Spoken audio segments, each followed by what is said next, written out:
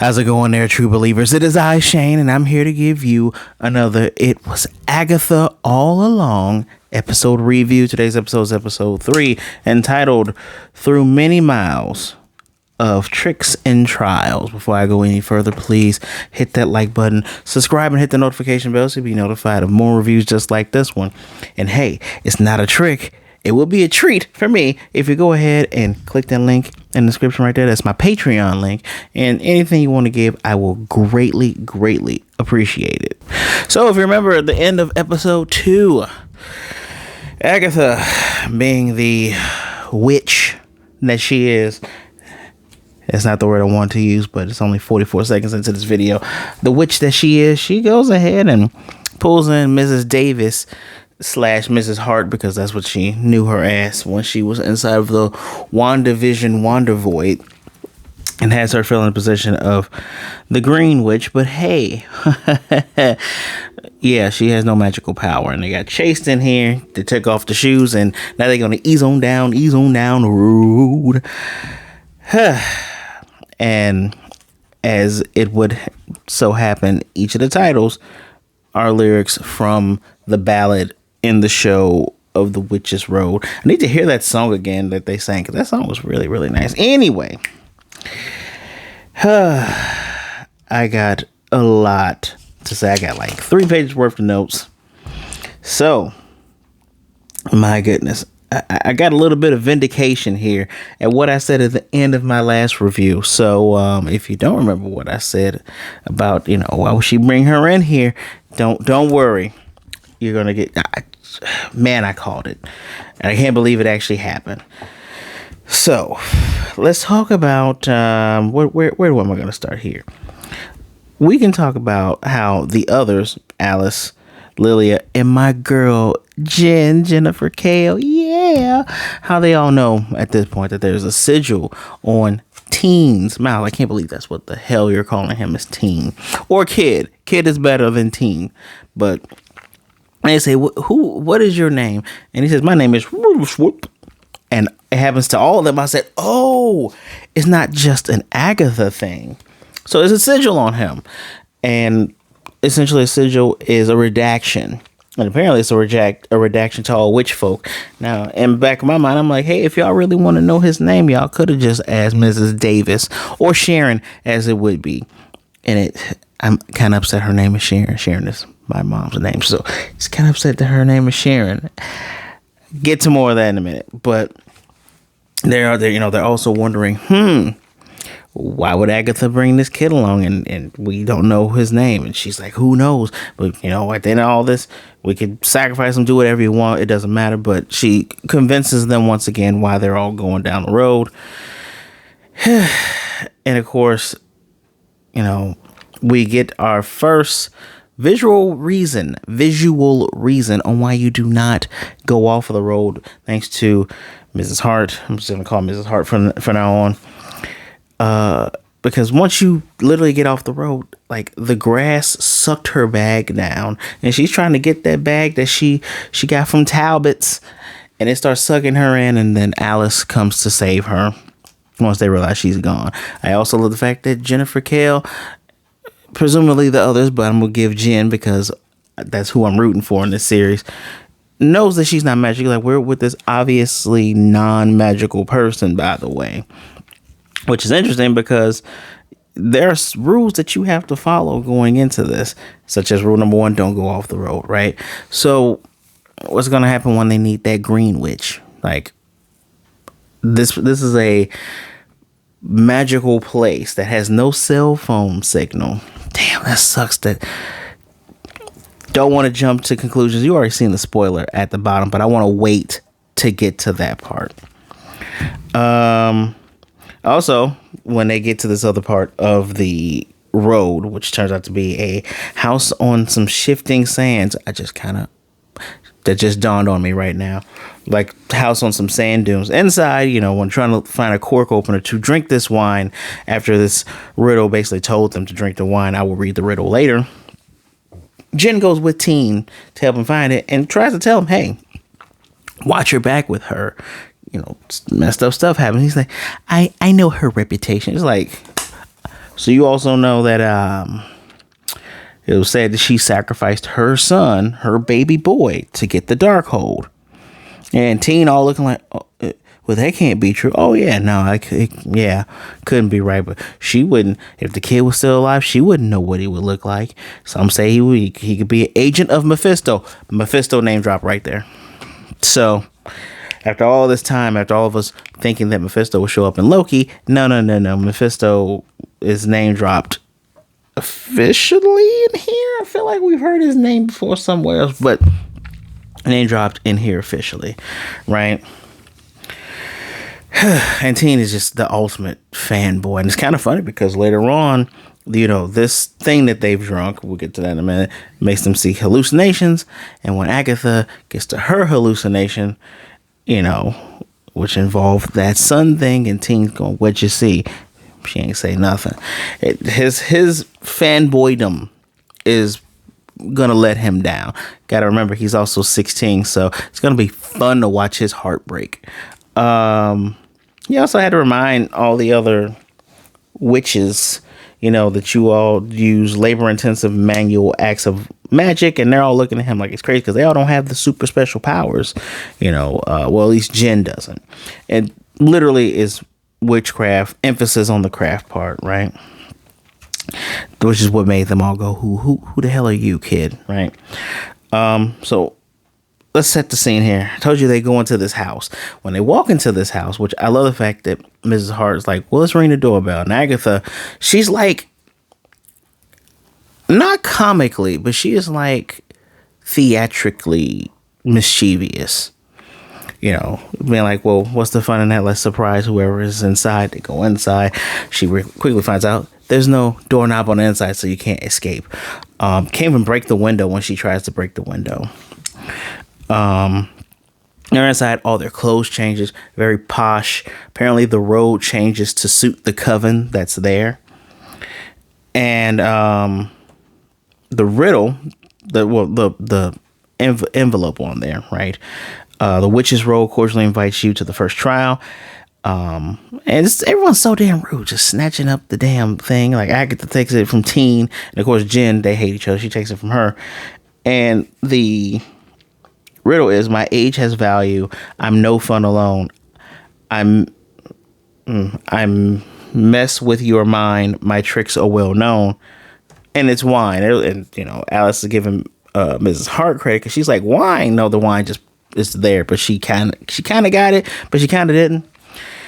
And so you had a drink, and of course Agatha again, tosses her shit into a potted plant, but it's that magic stuff. You watch Doctor Strange. What is that? Is that at the end? Is at the end when Strange meets Thor, and he fills that cup fills back up again. That's that magic drink, because that magic drink fills back up, and they all take a drink, and again, Agatha's mischievous. So when Teen's like, "Can I have some?" Every other adult goes, "No," and she goes, "Sure."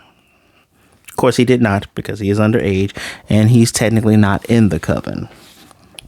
Technically. And so this thing is poisoned.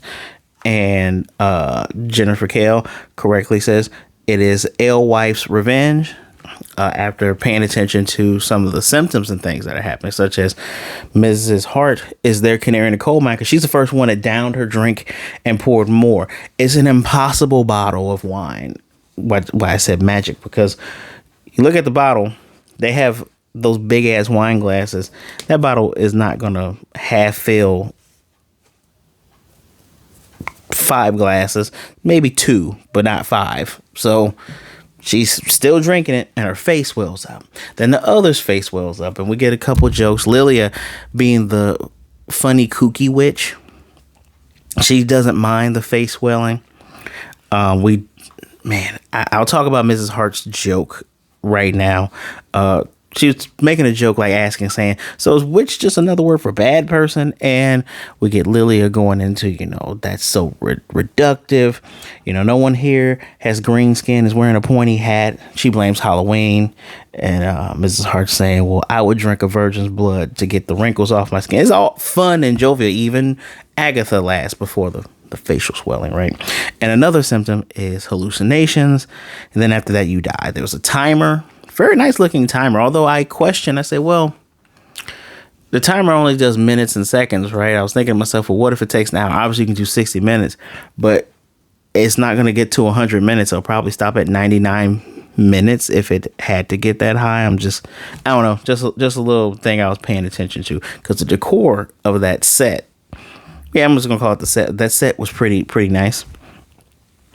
And so let's talk about the hallucinations. Actually, before we talk about the hallucinations, so remember last episode, last episode Agatha said, each witch has a purpose. No, Jennifer said each witch has a purpose, and each trial is going to test a specific person in there, and the potions one is up. Jennifer Kale is up now. So she has to brew things, and we learn in here that the weird names that witches call things is just disgusting, gross names, in the words of teen of just everyday things, such as, well, Teen and Alice went to go get the frankincense, but they needed the something from the gut of a rotting insect. It's honey. Eye of Newt is just mustard seed. And the body of a 300 million year old creature, zooplankton, which you can get from petroleum gas or petroleum jelly, which gives Agatha a chance to, say, oh, I bet none of Jen's crap is actually all natural. Because that's what Lilia said. Her stuff's not natural. No, I bet it's not. I'm going to call her bluff right now. TD, he. Mischievous. Also an asshole. So, we're going to talk about these hallucinations.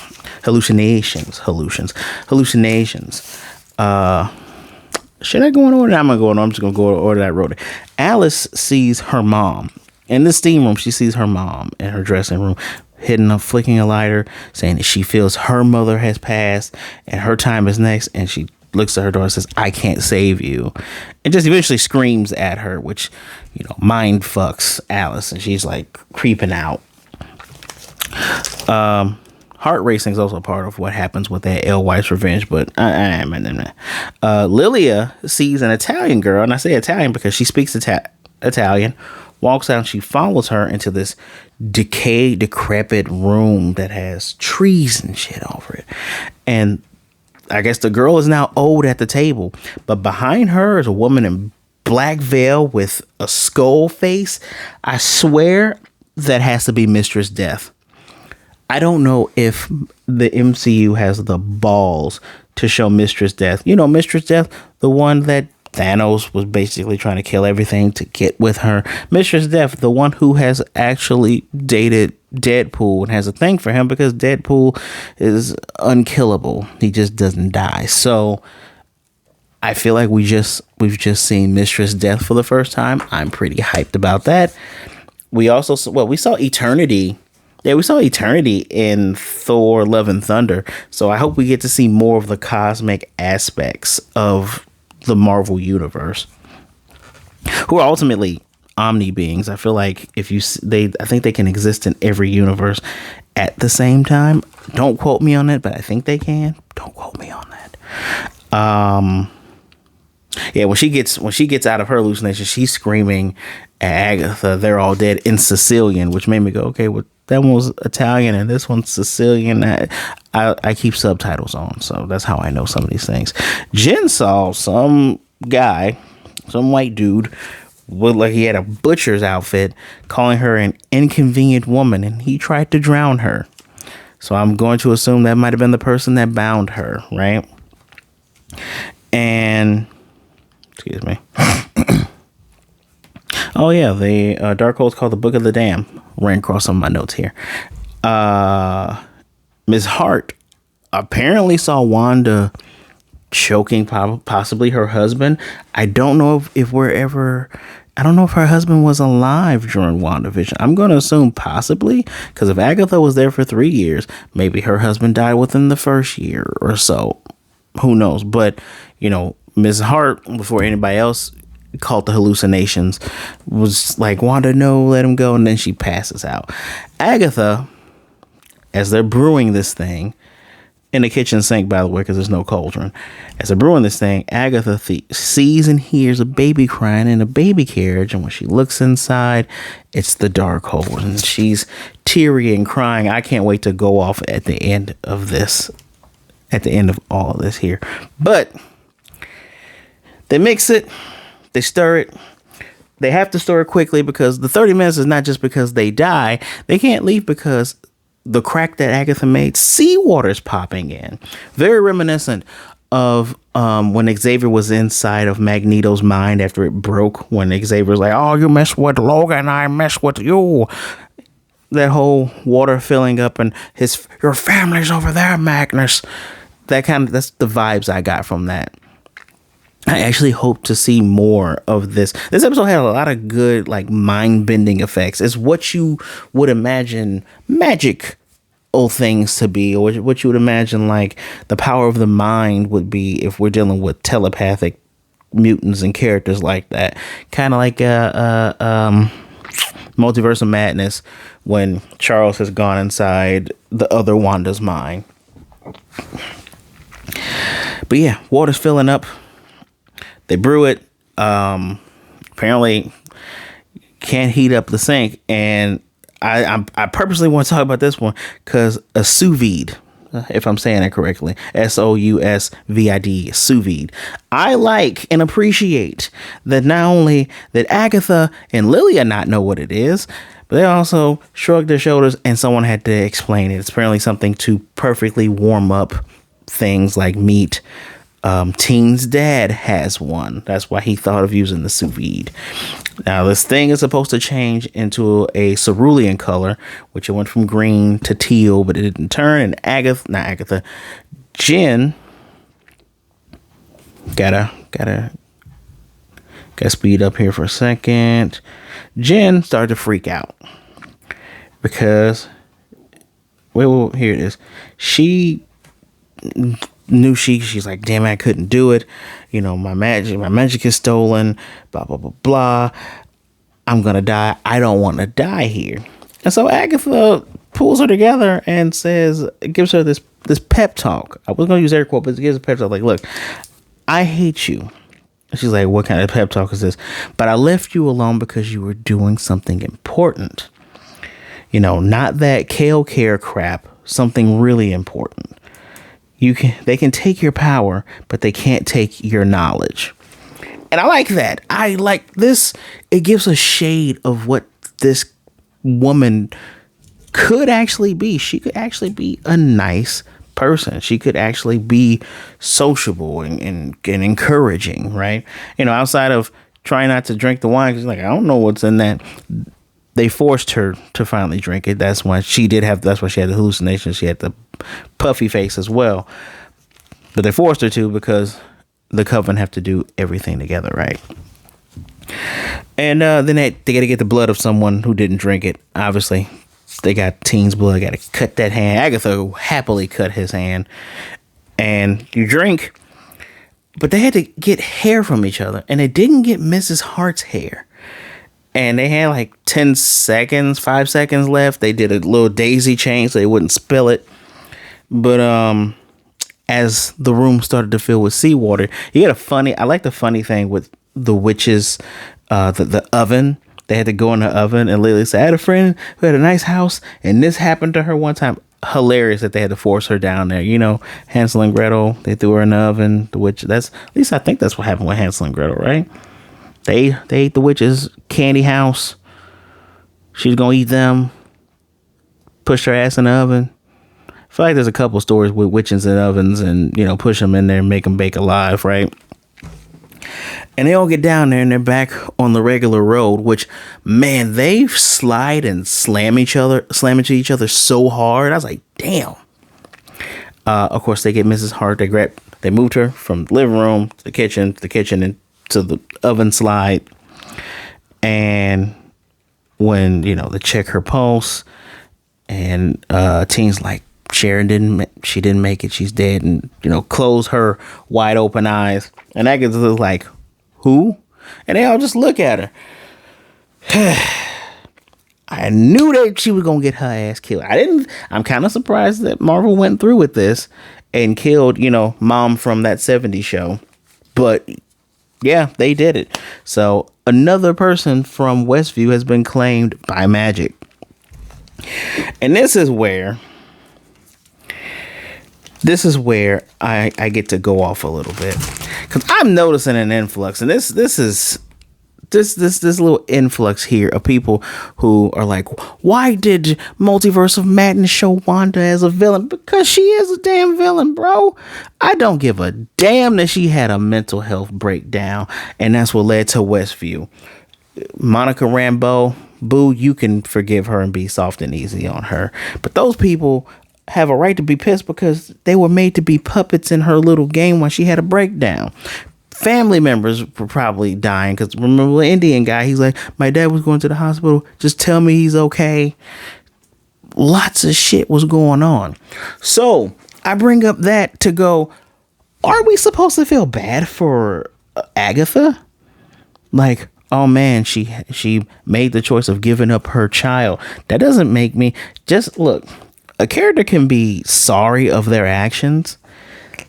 That doesn't stop them from being any less of a villain or an asshole, because that's basically what she's been since we've met her in WandaVision. You killed a dog. That's number one. You're automatically evil. You're asshole right there. If the dog ain't a zombie, or the dog ain't a giant beast that has been commanded to hurt you, and you got to kill it and you have no choice, cool. She killed that dog. That's one. Number two, she was basically just going to take Wanda's power and kill her, right? The character that so many people just love. Oh, we love Wanda. Man, if you're a comic book reader, you know why an X-Men fan has an issue with Wanda Maximoff. I digress on that one. I'm supposed to feel bad for her because I find it compelling. Like, all in all, first of all, the acting is so good that it makes you go, damn, that's heart-wrenching. You're still an asshole, though. Like, everything that's gone on, you're still an asshole, though. Just, I don't know. I wanted to say something about this because I know it's an influx of people who, you can love a villain, right? Liking a villain doesn't make you a bad person. But why are you making excuses for villainy? It's beyond me. Just, y'all, Wanda's a villain. If you read a damn comic book, she's teetered between hero and villain. Yeah, you can blame mental whatever. But in the real world, if a person has a mental breakdown and kills another person, you still got to handle that person. You're not going to be like, oh, boo-boo. I digress, man. Especially if someone with giant magical powers also actively tries to kill a kid. But again, y'all only want y'all characters shown in a nice, good light. Ooh. Hell, I like Doctor Doom. Doctor Doom, easily top 5 best Marvel villains, period. And he is either he teeters between villain, anti-villain, anti-hero, and full-blown hero in some aspects. He was Iron Man for a while. Now he is currently the Sorcerer Supreme, which I don't know if that's going to be a good thing for the Marvel Universe, but I will never talk about that because I don't talk about the comics on here unless you all want me to. If you want me to, tell me in the comments you want me to talk about what's going on in current modern comics or what has happened in comics. But Doom turned one of his wives into his suit of armor. That's pretty damn evil. I mean, he imprisoned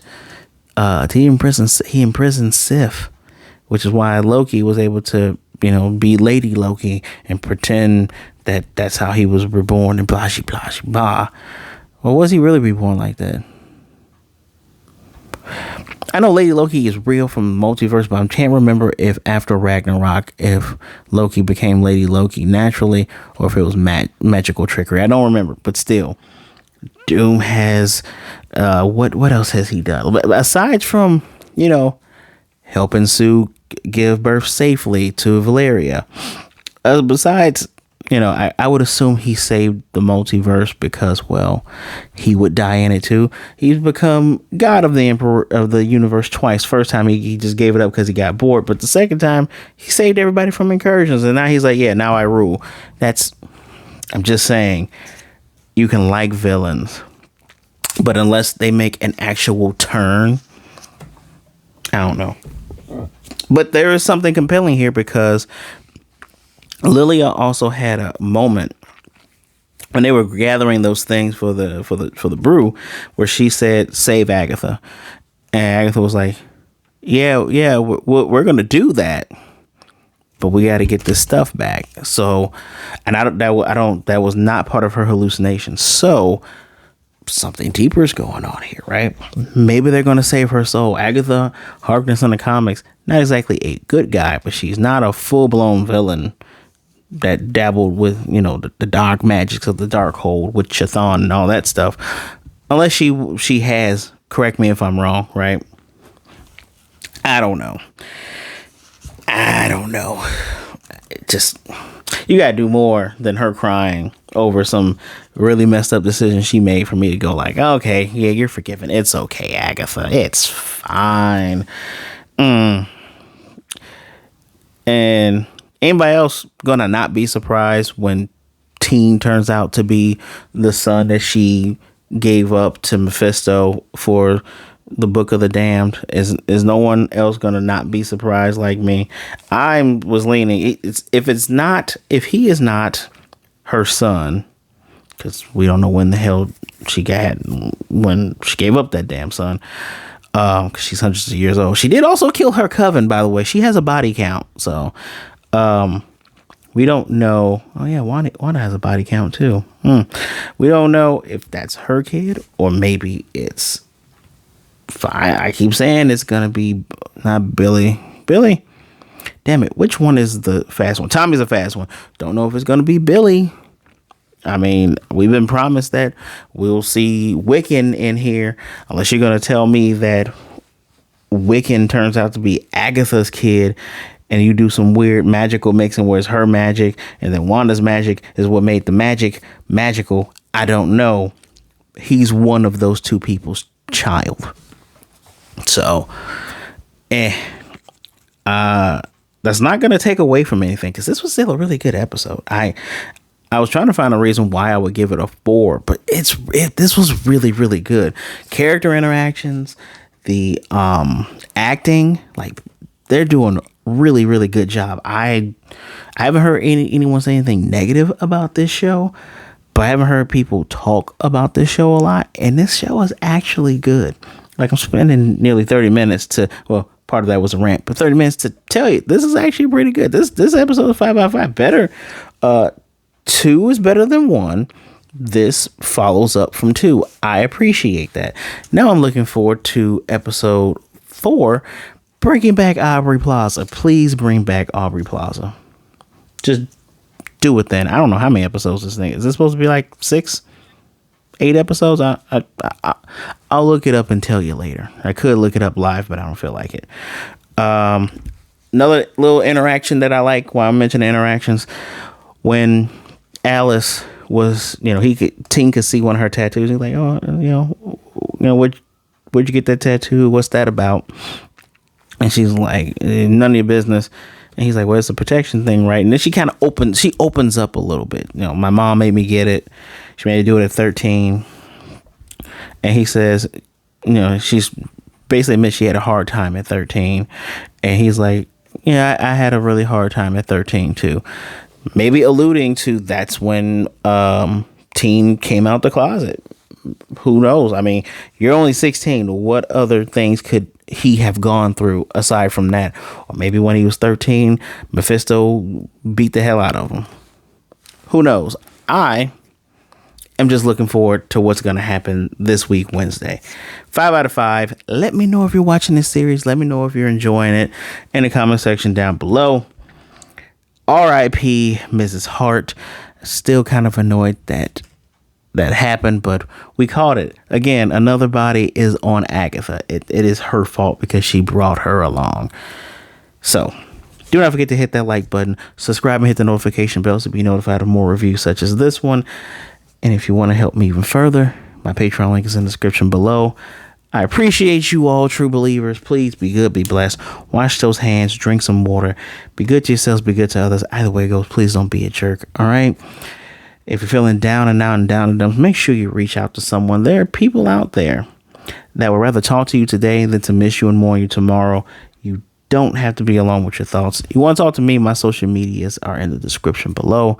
Feel free to give me a follow. If you follow me, you send me a message. Tell me why you disagree with me or agree with me about Wanda. There you go. Keep it civil. Don't be a jerk, and we'll be good. Until next time, true believers. I'm actually looking forward to something. I might go watch Echo after this. Excelsior.